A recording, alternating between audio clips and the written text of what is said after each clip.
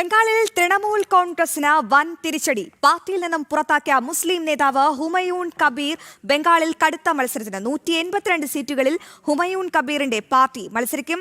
ജൻ ഉന്നയാൻ എന്ന പേരിൽ ഹുമയൂൺ പുതിയ പാർട്ടി രൂപീകരിച്ചിരുന്നു. മറ്റ് മുസ്ലിം സംഘടനകളെ അണിചേർത്ത് മുന്നണി വിപുലീകരിക്കാനും നീക്കം. തീവ്ര മുസ്ലിം നേതാവ് അസദുദ്ദീൻ ഒവൈസിയുമായി സംസാരിച്ചു ഹുമയൂൺ കബീർ. വിവരങ്ങളുമായി ശ്രീകാന്ത് ചേരുന്നുണ്ട്.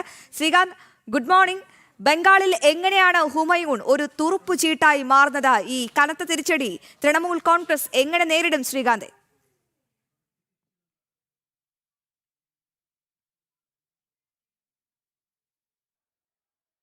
അശ്വതി, ബംഗാളിനെ സംബന്ധിച്ചിടത്തോളം 2026 അവിടെ നിയമസഭാ തെരഞ്ഞെടുപ്പ് നടക്കാൻ പോവുകയാണ്.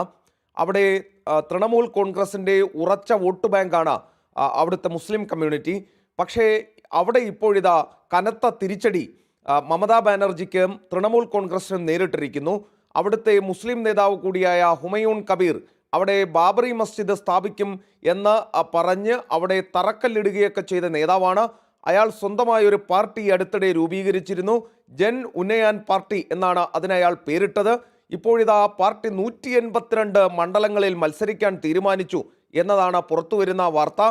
അവർക്ക് സ്വാധീനമുള്ള മേഖലകളിൽ മത്സരത്തിന് ഈ ഹുമയൂൺ കബീറിൻ്റെ പാർട്ടിയും ഇറങ്ങും എന്നയാൾ പ്രഖ്യാപിച്ചിട്ടുണ്ട്.